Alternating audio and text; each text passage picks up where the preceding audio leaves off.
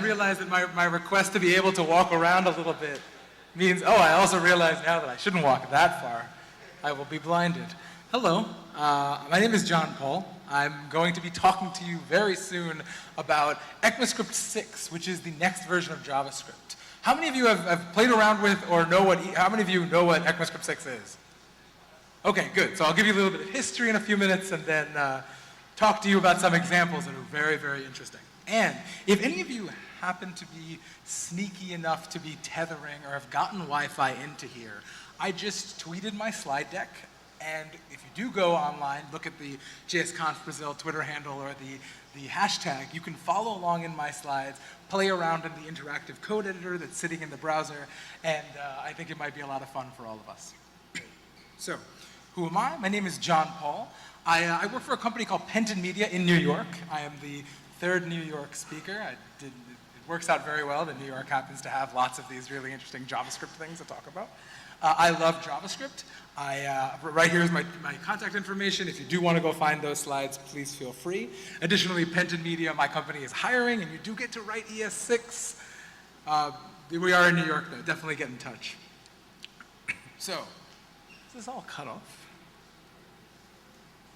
So what is ECMAScript 6? ECMAScript 6 is the next version of JavaScript. ECMAScript is actually the name for the specification that JavaScript is an implementation of.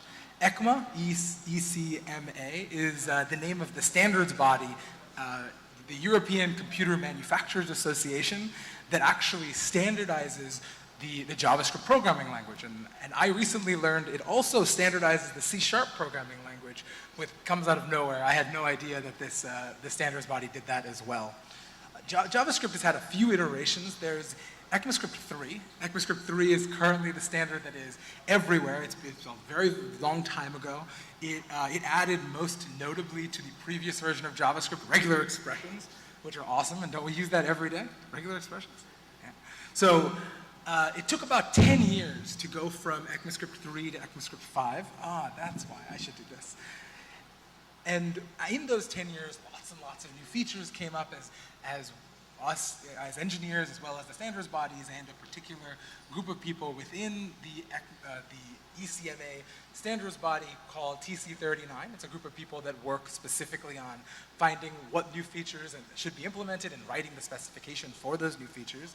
They came up with lots and lots of new ideas that I'm going to talk to you about and show you really interesting new features that we have. And then right now is the process of, right now all of those people who are working hard on that specification are trying to figure out how, I should move this way, trying to figure out all of the specific wording around all of the exact documents that go into actually producing the specification for a programming language. But even though there's been many, many years coming and a lot of work has been going on to actually do this, right now, ECMAScript 6 is not finished in the traditional sense. There's still more work to be done. There's still more language design to happen and a lot of writing to be done for them to actually be finished. But what I want to talk to you about right now is talk to you about the future. We don't have to care about all of these things. Just like how Ju talked about earlier, about we have the ability to transpile from other languages. Even right now, we don't have to worry about waiting until some other language actually finishes. We can right now start building these things in our applications. Can you hear me better now? Okay, sorry. So since we don't have to worry about, it sounds very loud over here. Since we don't have to worry about that right now, I will be going through for you how we can actually start writing this programming language right now, even though we don't have it in browsers. So what is ECMAScript 6 in terms of actual features? So right now, what we have the ability to do, and it's something that I really enjoy about software in general and programming in general, we have the ability to steal all of the great ideas from other places. Software has the ability to say, Python has this great feature, or Ruby has this great feature, or even CoffeeScript. A lot of what ECMAScript 6 is actually sort of stolen directly from CoffeeScript.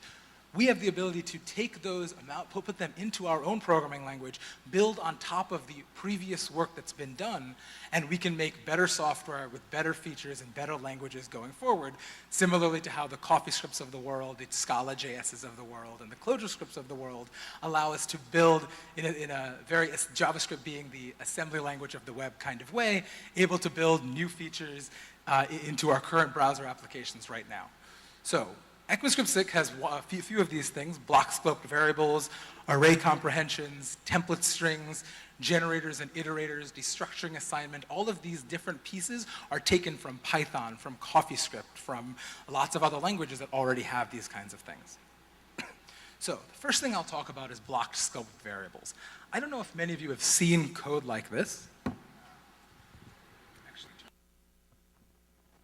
Hello? Because I'm actually here. Can everyone hear me? Good? Okay, so this new version of JavaScript has the ability to make variables that are actually scoped to a block. I don't know how many of you have seen this kind of code before, but this is a really common interview question, at least in New York. I've been asked this question a dozen times. I don't know if I have actually given the question, but if you look at this piece of code right here, it looks like it's going to iterate through an array, create some functions that then alert values, and then when I run this, I expect to see the numbers 1, 2, and 3. But when I actually run this, and if any of you happen to be on Wi-Fi or you can run this yourself, you'll see that alerts 3 times, 3, 3, and 3. When I look at this piece of code, it looks really straightforward. I don't know why it's going to do that. But really, if you happen to have gone through this interview process or happen to read up about how JavaScript really works, this particular variable right here, there's only one piece of memory that can ever be mapped to that variable right here. So once I call all of these functions down on line 10, since there's only one variable, there can only be one value. So it only alerts the number 3. But what the next version of JavaScript, ECMAScript 6, allows us to do is use this new keyword called let. This new keyword let has a new feature that is blocks. This particular variable is now block scoped. The scope of this variable is only between these 2 curly braces. So now when I run this piece of code, I can see 1, 2, and 3. This is exactly what I expected in the first place, because when I look at this code, it seems like that's what it should be doing. In the next version of JavaScript, we have the power of using this new feature, this new keyword called let, to make variables block scoped. That's one of the many awesome things we are now able to do when we are using the new version of the language. Then I'm just going to go through this one by one for a few of these. The next one is array comprehensions. This was stolen almost directly from Python, although it's the inverse order. You can write, once you have an array in JavaScript, you can write some code in this special new syntax right here that allows you to specify going through an array and converting something in that array, basically mapping over it and changing its values. So now when I run this, you'll see I get 2, 4, 6, and 8, because in this one line of code, I did what I would normally have to do in a for loop or a map to convert everything to iterate through all of the values and apply some function to it. This is really a lot prettier than any of those other things you can get. And additionally, basically stolen from Python. There's another kind of syntax like this for generators that I'll talk about in a little bit later. Next is fat arrow. So how many of you have heard of fat arrow? Okay, so this is not, in case you're Ruby people, I don't know if there are any Ruby people here, I want to look at that and say hash rocket, because that's what all of the other people say. Us JavaScript people, we say fat arrow, so take pride in that. I'm really happy about it.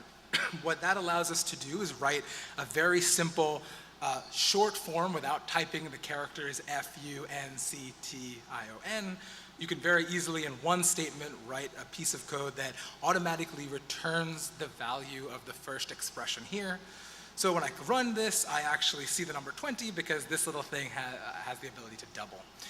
Additionally, there are ways you can actually make multi-lines here, and then you can add the word return. And you can do the same thing. So why is this actually useful? There are a lot of different places right now, depending on if you happen to be right. Earlier, someone asked if people wrote CoffeeScript. I don't know if people were scared or embarrassed, because I think only one person raised their hands. I'm going to do it again, and you are fine to be completely honest, because I used CoffeeScript for a while. How many of you used CoffeeScript? Okay, there's a few people. Good, okay. So this was a feature basically stolen directly from CoffeeScript. CoffeeScript has this exact same 2 characters in a row called fat arrow, and what it does is allow you to not write a lot of the binds you would normally have to write in JavaScript. And I will show you an example of that. If I go through,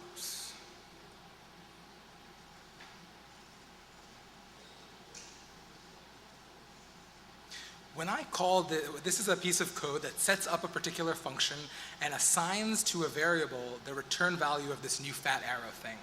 What this fat arrow does is, when I call object.init on line 11, it runs through lines 7 and 8, assigns to this variable a function that uses the keyword this inside of that function. So when I run this, you see the Twitter handle right here, because this value that is referenced inside of this function is automatically set to what is outside. You'll see that if I change this is the only difference between a fat arrow and the normal ways that we can create functions right now, is equivalent to if I do this.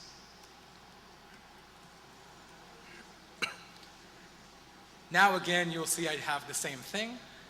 If I remove the bind this, and I run that, nothing actually happens, because what's happening here is, you'll see I have an error here sitting in the console. It says cannot read property Twitter of undefined, because if I do not have this dot bind here,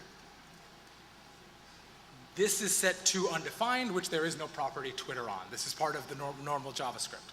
Fat arrow is, all it's doing is wrapping everything in a regular function and adding dot bind this to the end.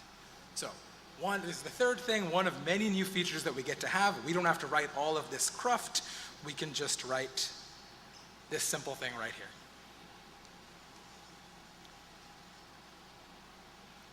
Okay, destructuring assignment. Again, a thing that comes from many other languages. Clojure has this, CoffeeScript has some of this. We get to easily steal this and use this thing right now. The beginning of, I write a lot of library code, and the beginning of almost all of my functions happen to be take my arguments, and from those arguments, take out the first value, take out the name of a property. Right now, all I have to do is write inside of here, the equivalent of this is var fst equals arguments 0.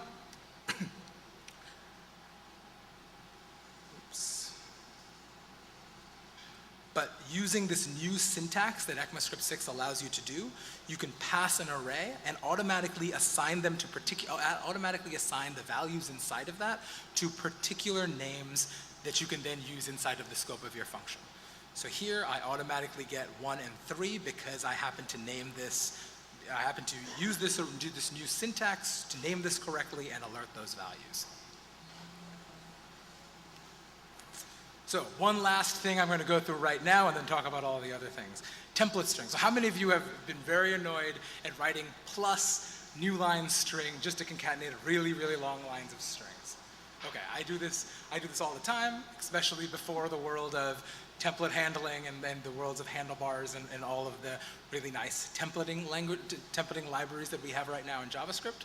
For a very long time, I was the really bad person concatenating HTML, setting it in inner HTML, and hoping that everything really worked out down the road. But in the next version of JavaScript, you can use this backtick operator. With the backtick, you can very easily say, use the variables that are currently in scope with this special syntax right here, $curly, and you can use this. And now you can transpile things. You can translate strings and add and concatenate them, and the language concatenates them together for you. This is another thing that comes from Ruby and many other languages. We get to use this because everyone really wants to do things like this, and it's really pain to do the concatenation of strings. Additionally, this particular feature has the ability to go through, have multi-line strings. So you don't have to, if you want to write multiple lines in a string, you don't have to go through the annoyance of of concatenating with /n everywhere. So I'm going to skip this for the sake of time. I also have an example of generators in here. There are many, many other things that we could be talking about. So how many of you are excited? There's so many cool things out there. There's so many features of this language that I didn't even talk about. I didn't talk about proxies. I didn't talk about classes. I didn't talk about object.observe. I didn't talk about private symbols. There are lots and lots of features of this language that are coming very, very soon that we sometimes have the ability to use. But if you're a browser developer like me, it's really sad because this is the saddest puppy I could possibly find. I figured I shouldn't use a cat. Everyone has a cat. So we're really sad because we don't have control over the execution environments like Node does. I can't say when I make an application, I can't make sure that someone is one using the most recent Chrome or Firefox, and I cannot tell the person who's using my application to make sure to go to Chrome flags and look for the word JavaScript, and then look for the thing called enable experimental JavaScript and click enable. I can't do any of these things because that's not how the world works as a front-end developer right now. So what can we actually do? So Node has this really simple flag. If you want to use the new version of JavaScript in Node, you can add a flag called --harmony, and I'm really jealous because if you're just writing Node all day, this is really easy and you get a lot of new features.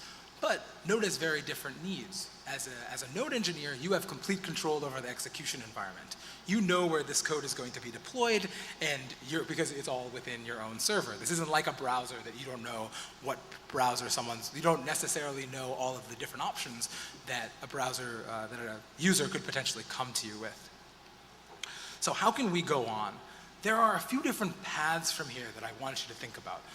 We have all of these great new features that we really want to use, and a few ways that we can actually start using them right now are, one, transpilers, which was talked about a little bit earlier.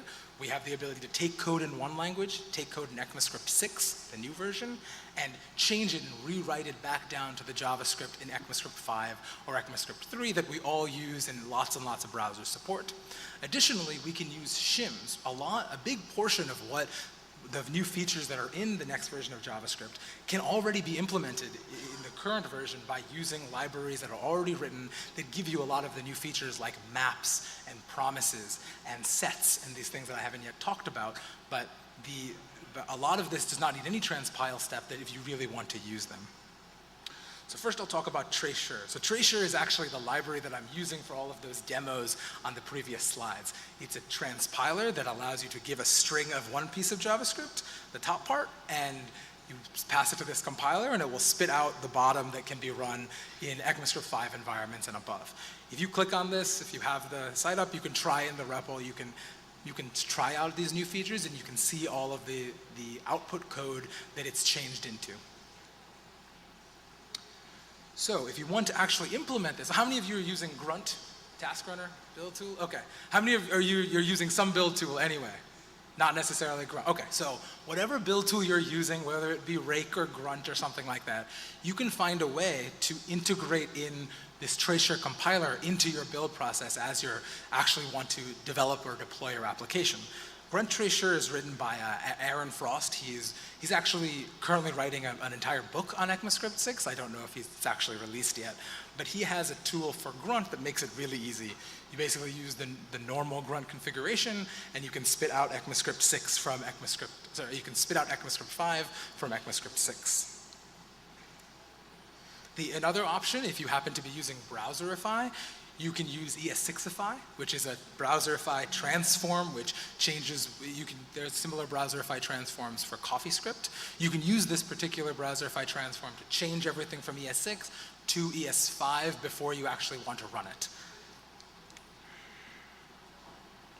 So when you actually start down this path of trying out how I'm going to use ES6, but actually change it into ECMAScript 5, the old version, when you're actually developing or when you're deploying these applications, something that becomes really important is understanding what source maps are.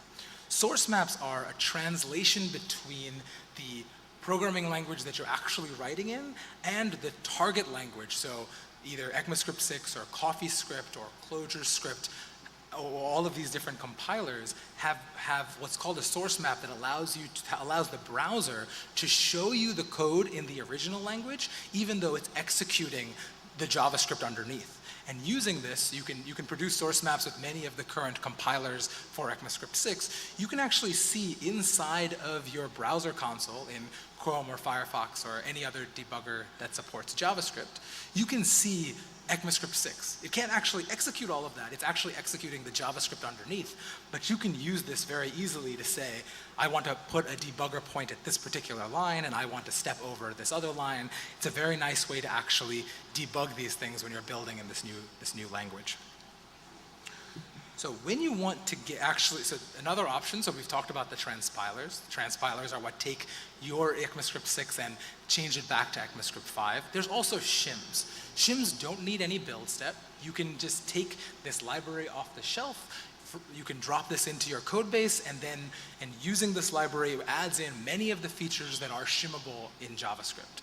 It will add in number.isNaN, which allows you to really check if a number is NaN rather than not a number. It gives you string.prototype.contains, which is separately the best thing in ECMAScript 6. I write index of = 0 or does not = 0 dozens of times a week. This one line makes it so much more simple because we all use this particular piece of code. I don't know why it was not there years and years ago. It adds code point at, which is some things for dealing with Unicode. It adds a few other things. The most interesting stuff here are map and set, which every other programming language has pretty much. Java has it, Python has it. We now have it in ECMAScript 6, and you can use that in any current environment. You don't have to be transpiling from the new version or anything like that. We also have promises. So promises, the standard for the promise API has made it into ECMAScript 6. We don't have to wait. This shim has already been written. Right now, you don't have to be choosing from the jQueries or the RSVPs or all of the other Q. There's many, many different promise libraries out there right now. We can actually choose the one that is going to be in the standard, that's going to be in the next language without actually without any overhead. We can drop this file in, and suddenly we have access to this kind of thing. So there's an elephant in the room that I haven't quite brought up or talked about yet, and that is the ECMAScript module system.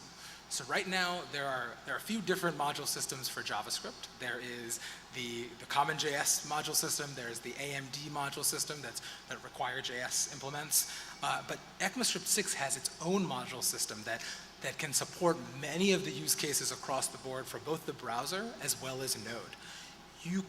There's some links here that you should dig into if you want to see how this actually works. Square has built an ES6 module transpiler, which allows you to write code using the new syntax that defines modules, and it can spit out both CommonJS and AMD. If you happen to be working on new applications, something like this might be the best for you if you're writing more greenfield things. Additionally, there's a talk here by Guy Bedford, who has lots of different workflows and options for you to actually build these new modules right now. This is part of the specification that was finalized much, much later than everything else. So we're currently working on how to build this into all of our current workflows. Okay, so what I want you to do, there's a few particular things that I want you to do as soon as you leave this talk. Well, no, because I'm not the last talk. So wait until tomorrow, and then I want you to do these things. One, I want you to play around in the Treasure REPL. I want you to see all of these new features, because there's so much more than I did not talk about. I want you to see how exciting it is to be writing in a language that actually makes our lives easier. Developer happiness is so much of what all of this is about. I want you to install the ES6 REPL Chrome extension. It allows you to, inside of Chrome, actually type ES6 and it gets executed for you. That actually just came out in the past week. Read up on ES6 features. I have a few blog posts here. Read Ariya Hidayat. Read Axel Ruschmeyer. Read Adi Osmani. They have so many blog posts right now that act as if we are actually a few years from now, and it makes it seem like ECMAScript 6 has been around for a very long time. Reading these articles will make it seem like this is exactly what you should be doing, and we are already in the future that we are looking to. I also want you to go back to your code bases and add a branch for the ES6 with an ES6 transpiler. Slowly start getting in there, getting into your companies and into your organizations that This already exists. We might be able to use this. Maybe your colleagues or your managers will see you're actually getting more productive there. Look at this beautiful code. This is so awesome. It's so interesting to see and be able to work like this. Eventually we can start to make these migrations, or else we're always going to sit in a world like where we're worrying about IE6 for a decade. We should be thinking about moving forward, not worrying about what's in the past, and we have a lot of tools right now to make that much easier than it was in the future. We're not living in a world where we have to wait around for the IE6 users to stop using it, because we can build and target those kinds of experiences directly. So I want you to be taking the leap of faith with me. We are all eventually going to be writing code like this. We're all eventually going to be writing code in this language, and we're probably all going to really enjoy it. We don't have to wait. We can start using these things now, and all that is left to do for us is the work involved in building the tooling, building the ecosystem, where we all, with the one JS and one web philosophy, move forward, bringing all of these things together, putting these things into our code bases, and really making our own lives happier 10 years from now. Okay, so get out there, play around with ES6, get into the REPL, start using transpilation. If you're using CoffeeScript, for the few people who are daring enough to raise your hand, it's really not that different. Thank you so much. Obrigado, I appreciate it.